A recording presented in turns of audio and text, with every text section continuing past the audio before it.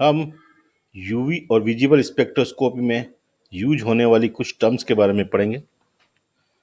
पराबैंगनी और दृश्य स्पेक्ट्रोमेट्री के अनुप्रयोग करने से पूर्व कुछ महत्वपूर्ण और उपयोगी पदों का ज्ञान होना अति आवश्यक है, जिनमें से कुछ निम्न हैं। सबसे पहले हम पढ़ेंगे क्रोमोफोर। क्रोमोफोर या हिंदी में इन्हें कहते हैं वर्णमूलक। The part of a molecule responsible for imparting color are called chromophore. The functional group containing multiple bonds capable of absorbing radiation above 200 nanometer due to n-pi star and pi star transitions are generally act as a chromophores. For example, NO2, N double bond O, C double bond O, C double bond N, C triple bond N, C double bond C, C double bond S, etc. Hindi में अगर हम पढ़ें तो वर्णमूलक किसी यौगिक का रंग उसमें उपस्थित असंतृप्त समूह के कारण होता है। इन समूहों को वर्णमूलक कहते हैं। वर्णमूलक एक युक्त क्रियात्मक समूह है जो किसी अन्य समूह के साथ संयुग्मन में न हो और दृश्य पराबैंगनी क्षेत्र में अपनी अभिलाक्षणिक तरंग दैर्ध्य द्वारा को अवशोषित कर यौगिक को रंग प्रदान करता है। मतलब यौगिक को रंग प्रदान करने वाले असंतृप्त क्रियात्मक समूह क्रोमोफोर कहलाते हैं। इसी प्रकार दूसरा जो टर्म हम पढ़ेंगे, इसमें अब क्रोमोफोर के आगे the interpreted UV visible spectrum following point should be noted. Non conjugated alkene show an intense absorption below 200 nanometre and are therefore inaccessible for UV spectrophotometer. Non-conjugated carbonyl group compound give a weak absorption band in 200 and 300 nanometer. E.g., for example, this is acetone, which has lambda maximum 279 nanometer, and cyclohexane have lambda maximum 291 nanometer. When double bonds are conjugated in compound, lambda maximum is shifted to longer wavelength. For example, 1,5-hexadiene has lambda maximum 178 nanometer, but 2,4-hexadiene which have conjugation have lambda maximum 227 nanometer. Conjugation of C bond C and carbonyl group shift the lambda maximum both group to longer wavelength. E.g., ethylene has lambda maximum 171 nanometer, acetone has lambda maximum 279 nanometer. Crotonaldehyde has lambda maximum 290 nanometer. If we add carbonyl group to ethylene, the lambda maximum shifted towards a longer wavelength. तो ये एक पद था, ये वर्णमूलक। अब second पद हम पढ़ेंगे, वो है ऑक्सोक्रोम या इसे कहते हैं वर्णवर्धक।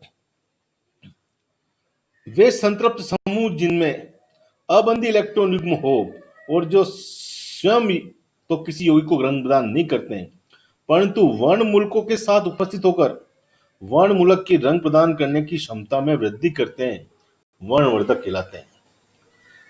The functional group attached to a chromophore which modify or we can say increase the ability of the chromophore to absorb light, altering the wavelength or intensity of absorption, are called oxochromes.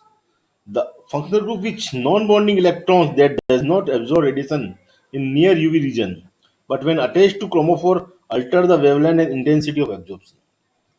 ये स्वयं तो कोई रंग प्रदान नहीं करते हैं, परंतु जब एक क्रोमोफोर के साथ जुड़ते हैं तो जो तरंग दैर्ध्य तथा तीव्रता, अवशोषण की तरंग दैर्ध्य और तीव्रता दोनों में परिवर्तन कर देते हैं, या सामान्यतः हम कह सकते हैं कि रंग बढ़ा देते हैं, यौगिक के रंग में वृद्धि कर देते हैं, वर्णवर्धक कहलाते हैं। जैसे वर्णवर्धक के एग्जाम्पल हैं, जैसे NH2, NR2, OR, OH, CH3, Br2S आदि। जैसे अपन फॉर एग्जाम्पल पढ़ें कि बेंजीन का लैम्डा मैक्सिमम 255 नैनोमीटर होता है, परंतु अगर इसमें हम OH ग्रुप जोड़ देते हैं और फिनॉल बनता है तो lambda maximum shifted towards longer wavelength. Similarly benzene से अगर अपन NH2 ग्रुप जोड़ते हैं तो उसका लैम्डा मैक्सिमम 280 नैनोमीटर हो जाता है। ये दो पद थे, दो समूह थे, वर्णमूलक और वर्णवर्धक। अब हम पढ़ेंगे कि शिफ्ट ऑफ एब्जॉर्प्शन पिक्स। कभी किसी बहुत से कारणों से अवशोषण शिखर का विस्थापन हो जाता है। जो यूवी विजिबल में हमें बैंड प्राप्त हो रहा है, अवशोषण बैंड, वो शिफ्ट हो जाता है, विस्थापित हो जाता है। इसमें किस तरह विस्थापित होता है, इसका सबसे पहले अपन पढ़ेंगे बेथोक्रोमिक शिफ्ट या रेड शिफ्ट, जिसको हिंदी में कहते हैं वर्णोत्कर्षी विस्थापन। वर्णोत्कर्षी विस्थापन। When absorption maxima or lambda maximum of a compound shifted to longer wavelength, it is known as bathochromic shift or red shift. जब किसी यौगिक में इलेक्ट्रॉन दाता समूह यथा OH, CH3, NH3 आदि उपस्थित हो तो अवशोषण बैंड लैम्डा मैक्सिमम लंबी तरंग दैर्घ्य और विस्थापित हो जाता है। इसे वर्णोत्कर्षी विस्थापन या रक्त विस्थापन भी कहते हैं। For example, an oxochrome group like OH, OCH3 causes absorption of compound at longer wavelength. In alkaline medium, para-nitrophenols show red shift because negatively charged oxygen delocalizes more effectively than the unsaid pair of electrons.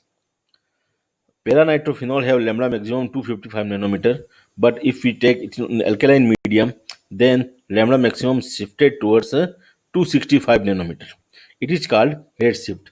Similarly, benzene have lambda maximum 255 nanometre, जबकि toluene का lambda maximum जो होता है वो 260 nanometre होता है। तो CH3 की उपस्थिति के कारण जो तरंग दैर्घ्य में वृद्धि होती है, इसे हम वर्णोत्कर्षी विस्थापन कहते हैं। विलायक परिवर्तन से भी वर्णोत्कर्षी विस्थापन होता है। कभी कभी सॉल्वेंट्स के भी होता है, जैसे कि एथेनॉल पराबैंगनी स्पेक्ट्रम में एसीटोन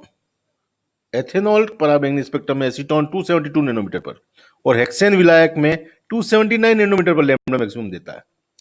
ये सब थे एग्जाम्पल रेड शिफ्ट के। अब अपन दूसरे प्रकार का शिफ्ट पढ़ेंगे, वो है हिप्सोक्रोमिक शिफ्ट और वर्णोपकर्षी विस्थापन। इसे ब्लू शिफ्ट या नीला विस्थापन भी कहते हैं। When absorption maxima lambda maximum of a compound shift to shorter wavelength, it is known as hypsochromic shift और blue shift.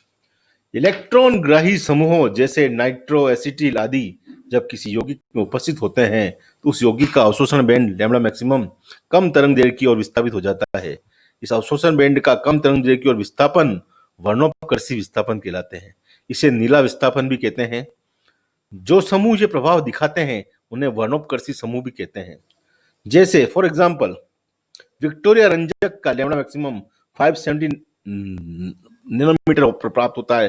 जब इसमें एसिडिल समूह प्रतिस्थापित करते हैं तो लैम्डा मैक्सिमम 495 नैनोमीटर हो जाता है। 570 से 495 यानी कि लैम्डा मैक्सिमम में क्या हो जाती है, कमी हो जाती है, मतलब कम तरंग दैर्घ्य की ओर विस्थापित हो जाता है। इसे हम कहते हैं वर्णोपकर्षी विस्थापन।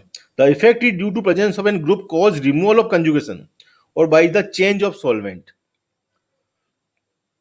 व्हेन एब्जॉर्प्शन थर्ड पढ़ेंगे अपन, उससे पहले अपन ने पढ़ा हाइपरक्रोमिक शिफ्ट यानी कि वर्णोपकर्षी विस्थापन। अब दो प्रभाव हैं, एक है हाइपरक्रोमिक इफेक्ट एंड एक है हिप्सोक्रोमिक इफेक्ट। हाइपरक्रोमिक इफेक्ट मतलब अतिवर्णक प्रभाव। When absorption intensity of a compound is increased, it is known as hyperchromic shift. अभी तक अपन बात कर रहे थे वेवलेंथ की, तरंग दैर्घ्य की। अब बात कर रहे हैं अपन absorption intensity epsilon. When absorption intensity epsilon of a compound is increased, it is known as hyperchromic shift. जब किसी यौगिक की अवशोषण बैंड की तीव्रता लैम्डा एप्सिलॉन मैक्सिमम में वृद्धि होती है तो इस प्रभाव को अतिवर्णक प्रभाव कहते हैं।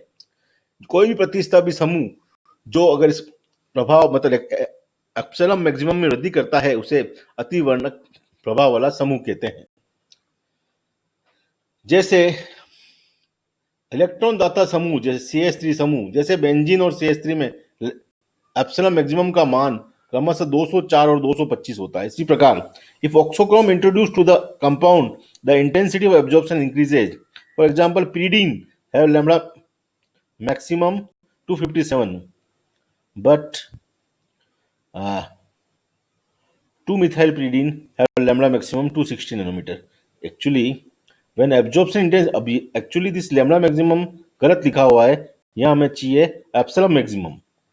एप्सिलॉन मैक्सिमम की मान की बात कर रहे हैं अपन यहाँ। ये लैम्डा मैक्सिमम तो अपन ने दोनों पहले देख लिए, हाइपरक्रोमिक और हिप्सोक्रोमिक शिफ्ट में लैम्डा का परिवर्तन होता है, लेकिन हाइपरक्रोमिक शिफ्ट और हिप्सोक्रोमिक शिफ्ट इस बार पढ़ेंगे, उसमें अपन एप्सिलॉन की बात करते हैं, इसलिए लैम्डा मैक्सिमम को अपन एप्सिलॉन मैक्सिमम लिखेंगे दोनों जगह।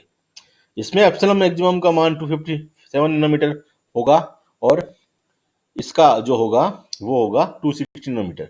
लेकिन अगर वो नहीं है तो अपन एग्जांपल चेंज कर देते हैं, अपन एग्जांपल ले लेते हैं नेफ्थलीन का। नेफ्थलीन का एप्सिलॉन 19,000 होता है, मतलब अब जो अवशोषण बैंड की तीव्रता, इसकी कोई यूनिट नहीं है, ठीक है। और 2 मिथाइल नेफ्थलीन का एप्सिलॉन 10,250 होता है। मतलब क्या हुआ,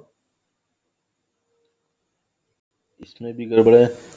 when intense compound decreases, sorry चौथा इफेक्ट आ गया। अपन तो तीसरे इफेक्ट की बात कर रहे थे, तीसरे इफेक्ट में अपन इसका एग्जांपल चेंज कर लेते हैं। फॉर एग्जांपल एथिलीन में ये होता है 15,000 एल्कीन में, जबकि मेथिल वाइनिल सल्फाइड में 8,000 होता है एप्सिलॉन मैक्सिमम। इसमें तो और दूसरा एग्जांपल अपन देख सकते हैं, इसका दूसरा एग्जांपल अपन ले लेंगे। उससे पहले अपन पढ़ते हैं बेंजीनोटोलुइन का बता ही दिया था मैंने कि बेंजीनोटोलुइन के लिए एप्सिलॉन मैक्सिमम का मान क्रमशः 204 और 225 होता है।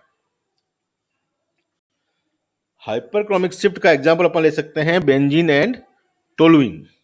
बेंजीन में एप्सिलॉन मैक्सिमम का मान होता है 204, जबकि अगर बेंजीन में CH3 समूह इंट्रोड्यूस करवाते हैं तो 225 हो जाता है। इसे अपन कहते हैं अतिवर्णक प्रभाव। लास्ट है hyperchromic shift. When absorption intensity of compound decreases, it is known as hypochromic shift या अधोवर्णक प्रभाव। इसे अधोवर्णक प्रभाव कहते हैं यदि किसी यौगिक में प्रतिस्थापी समूह से अवशोषण बैंड की तीव्रता एप्सिलॉन में कमी होती है या एप्सिलॉन मैक्सिमम में कमी होती है, तो इस प्रभाव को अधोवर्णक प्रभाव कहते हैं। ऐसे प्रतिस्थापी समूह अधोवर्णी समूह कहलाते हैं। जैसे एग्जाम्पल अपन देख रहे हैं, नेफ्थलीन में अगर हम CH3 समूह इंट्रोड्यूस करवाते हैं तो क्या होता है, लेकिन इसमें CH3 समूह के एग्जाम्पल से अच्छा अपन लें कि बेंजीन और क्लोरोबेंजीन का एग्जाम्पल लें। बेंजीन के लिए बी बैंड के लिए एप्सिलॉन के मान 204 हैं, जबकि क्लोरोबेंजीन के लिए 190 प्राप्त होता है। इस प्रकार जब एप्सिलॉन के मान में कमी होती है तो इस प्रभाव को हम क्या कहते हैं, हाइपोक्रोमिक शिफ्ट। अब अगर इनको चारों को हम समराइज करें तो वेवलेंथ जब बढ़ती है किसी भी समूह के कारण, जिसे कहते हैं रेड शिफ्ट, और जब कम होती है तो इसे अपन कहते हैं ब्लू शिफ्ट। रेड शिफ्ट का मतलब बेथोक्रोमिक शिफ्ट, ब्लू शिफ्ट का मतलब हिप्सोक्रोमिक शिफ्ट। अगर एब्जॉर्प्शन ए या एप्सिलॉन के मान में चेंज होता है तो इसको कहते हैं हाइपरक्रोमिक शिफ्ट अगर बढ़ता है तो, और कम होता है तो इसे हम कहते हैं हाइपरक्रोमिक शिफ्ट। ये कुछ अपन ने आज के लेक्चर में पढ़े। इसके आगे हम पढ़ेंगे कुछ यौगिकों में के अभिलाक्षणिक अवशोषण बैंड, जैसे एब्जॉर्प्शन बैंड जो प्राप्त होते हैं कुछ कंपाउंड्स के, जैसे एल्कीन, विशेष रूप से एल्कीन, फिडाइंस, और संयुग्मन से किस प्रकार से चेंज होता है अवशोषण बैंड की स्थिति में। और उसके बाद डाइनो में डाइनो के लैम्डा मैक्सिमम को कैलकुलेट करने के लिए वुडवर्ड फिशर ने नियम दिया, वो पढ़ना है अपने को। और फिर यूवी एंड विजिबल स्पेक्ट्रोस्कोपी की एप्लीकेशंस पढ़नी है। इसके बाद हमारा एक पार्ट खत्म होगा, वो यूवी एंड विजिबल स्पेक्ट्रोस्कोपी। इसी प्रकार उसके बाद IR, NMR एंड मास पढ़ना है। ये एक इम्पोर्टेंट यूनिट है थर्ड ईयर वालों के लिए भी और MSc वालों के लिए भी, और आगे रिसर्च के काम में भी, क्योंकि स्ट्रक्चर डिटर्मिनेशन जो कंपाउंड का होता है वो स्पेक्ट्रोस्कोपी के आधार पे होता है। मास, NMR, UV, IR महत्वपूर्ण स्पेक्ट्रोस्कोपी है, जिससे हम न केवल अननोन कंपाउंड के बारे में जानकारी प्राप्त कर सकते हैं बल्कि उसकी संरचना का निर्धारण भी कर सकते हैं। इसलिए स्पेक्ट्रोस्कोपी एक महत्वपूर्ण टॉपिक है, इसको आप पढ़ें और अगर हमें ये लेक्चर में पसंद आया हो तो इसे हम लाइक करें या सब्सक्राइब करें, और कोई कमी हो तो हमें कमेंट्स द्वारा बताएं। धन्यवाद।